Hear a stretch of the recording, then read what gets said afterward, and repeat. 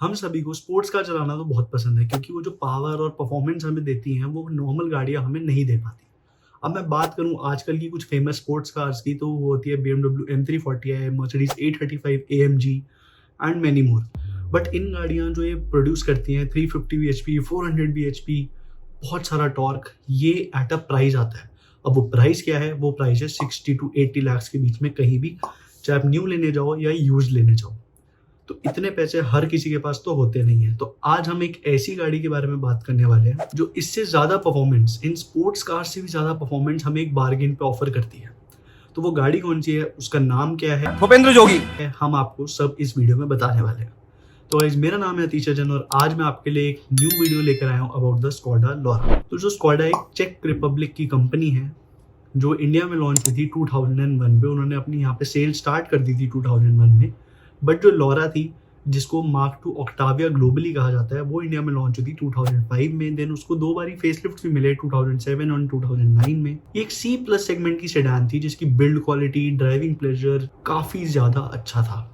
उसी के साथ ये गाड़ी की fit and finish top notch थी, जैसे आज तक हर जर्मन ब्रांड की रही है, एक्सेप्ट ऑफ द फैक्ट जब से इन्होंने ये इंडियनाइजेशन चालू करी है स्कोडा ने, चाहे वो स्लाविया हो या कुशाक हो, तब हम थोड़ी सी देख पा रहे हैं कि फिट एंड फिनिश में थोड़ी सी कमी है। उससे पहले लोरा, सुपर्ब, येती, इन सब में इनकी fit and finish top notch होती थी। So coming back to the Laura, तो इसकी भी फिट एंड फिनिश बहुत ज़्यादा अच्छी थी। इसके अंदर आपको बहुत सारे इंजन ऑप्शंस मिलते थे, जैसे 1.8 TSI, जिसकी आज हम बात करने वाले हैं मेनली, जो सबका सबसे ज़्यादा फेवरेट इंजन है। बट वो फेवरेट इंजन क्यों है और आज हम 1.8 TSI की बात क्यों कर रहे हैं, वो भी मैं आपको बता देता हूँ। लोरा में आता तो TDI इंजन भी था, which is a diesel engine, जो 1.9 और 2 लीटर TDI इंजन के साथ भी आती थी। बट हमारा फोकस आज 1.8 TSI के लिए इसलिए है क्योंकि जो लोरा का लास्ट वाला वर्जन था, जब तक वो इंडिया में आ रही थी और डिसकंटिन्यू नहीं हुई थी, वो ईयर था 2013। तो अगर कोई दिल्ली NCR में रहता है तो उनको पता है कि वो पेट्रोल गाड़ी 15 साल से ज़्यादा नहीं चला सकते एंड डीजल गाड़ी 10 साल से ज़्यादा नहीं चला सकते। तो अगर डीजल गाड़ी हम ले भी ले दिल्ली NCR में तो भी हम उसको चला नहीं पाएंगे, तो फिर फ़ायदा क्या। इसीलिए आज हमारा फोकस 1.8 TSI का ही रहने वाला है। लोरा का डिज़ाइन हमेशा से स्लीक, एलिगेंट और सिंपल ही रहा है। काफ़ी ज़्यादा पोलराइजिंग डिज़ाइन कभी भी स्कोडा ने इंडिया में लॉन्च करा भी नहीं है एंड यही इनका एक पॉजिटिव भी है कि इनके जो डिज़ाइन होते हैं वो इतनी सोबर, एलिगेंट होते हैं और जो इनकी टैगलाइन है सिंपली क्लेवर, उसको जस्टिफाई भी करते हैं। फीचर्स में लोरा ठीक ठाक फीचर इक्विप्ड आती थी, जैसे आपको climate control, refrigerated glove box, cruise control, sunroof, ये सारे फीचर्स आपको देखने के लिए मिल जाते थे।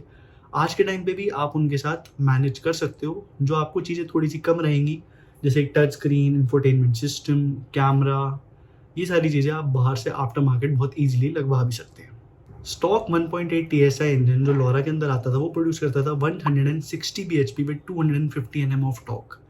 एंड माइंड यू, जो ये पावर फिगर्स है ये आज की स्कोडा की स्पोर्ट्स सेडान, जिसको वो स्कोडा स्लाविया कहते हैं, जिसके अंदर आपका 1.5 लीटर TSI इंजन आता है, उससे भी 10 bhp ज़्यादा है एंड टॉर्क अभी भी सेम है।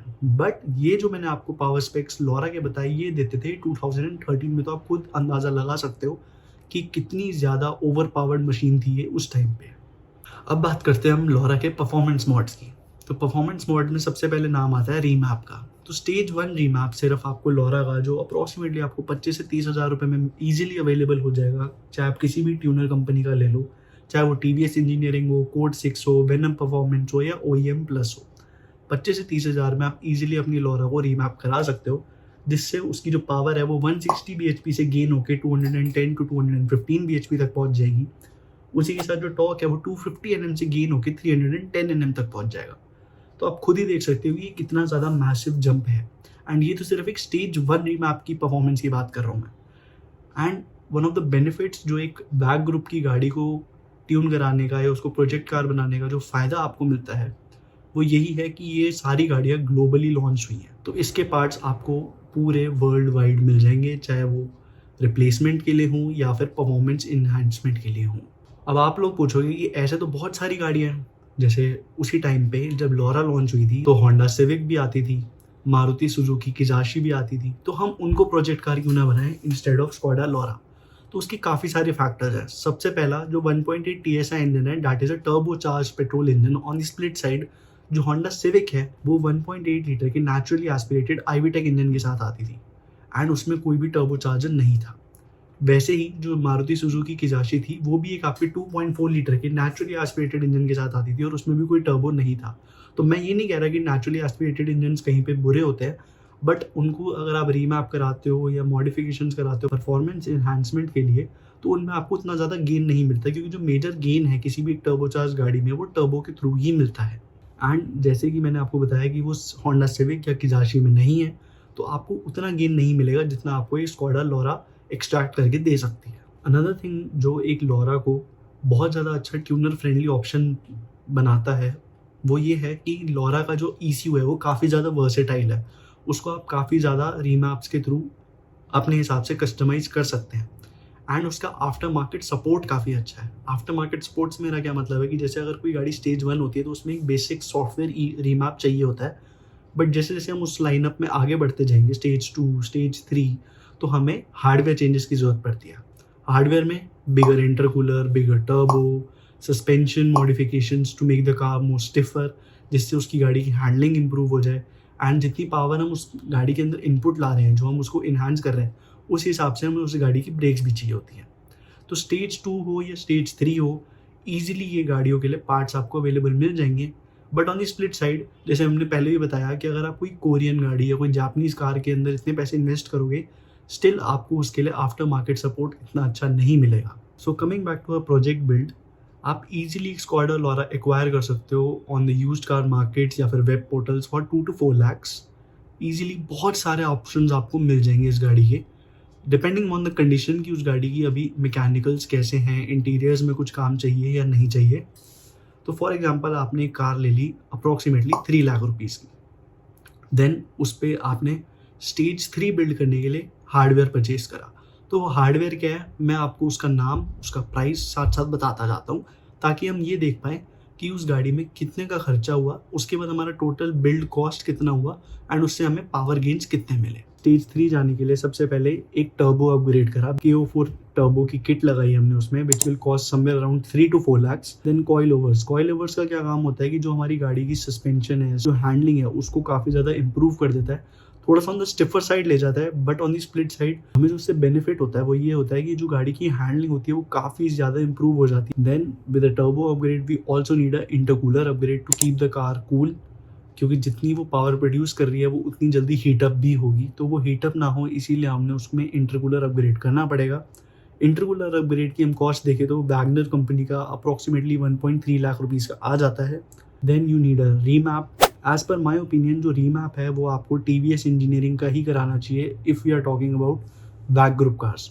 ऐसा नहीं कि और कोई रीमैप बुरा है, बट सबसे ज़्यादा जो रिनाउंड रीमैप है फॉर वैग group cars that is TVS engineering. So that for a stage 3 remap will cost you around approximately 1 lakh rupees. Then you also do need to change the ignition coils, which will cost you another 25,000 rupees. 14,000 के spark plugs, downpipe for 80,000 and exhaust for another 1,80,000. And aftermarket brakes के लिए आपको 25-30,000 अलग से spend करने पड़ेंगे।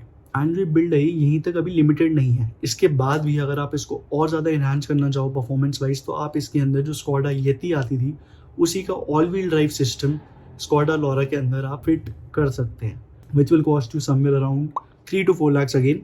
But as I told you in the beginning as well कि personally अगर मैं ये कार बिल्ड करूँगा, जो मेरा बहुत ज़्यादा मन भी है, तो मैं सारे पार्ट्स यूज्ड लूँगा जो एक अच्छी कंडीशन में यूज्ड में मिल जाएँ, क्योंकि आपके लिए सबसे बड़ा बेनिफिट एक और ये भी है कि जो लोरा है वो इंडिया में बहुत सारी अवेलेबल है as a project car as well.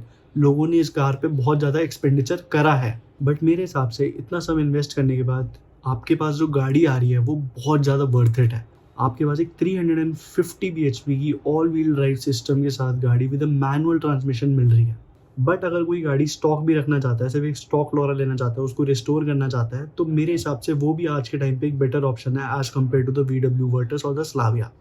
इस बारे में आपकी क्या ओपिनियन है, आप कमेंट सेक्शन में ज़रूर बताना। आपको ये वीडियो कैसे लगी आप वो भी कमेंट सेक्शन में ज़रूर बताना। हम मिलेंगे एक और नई वीडियो के साथ, तब तक के लिए take care, see you and bye bye.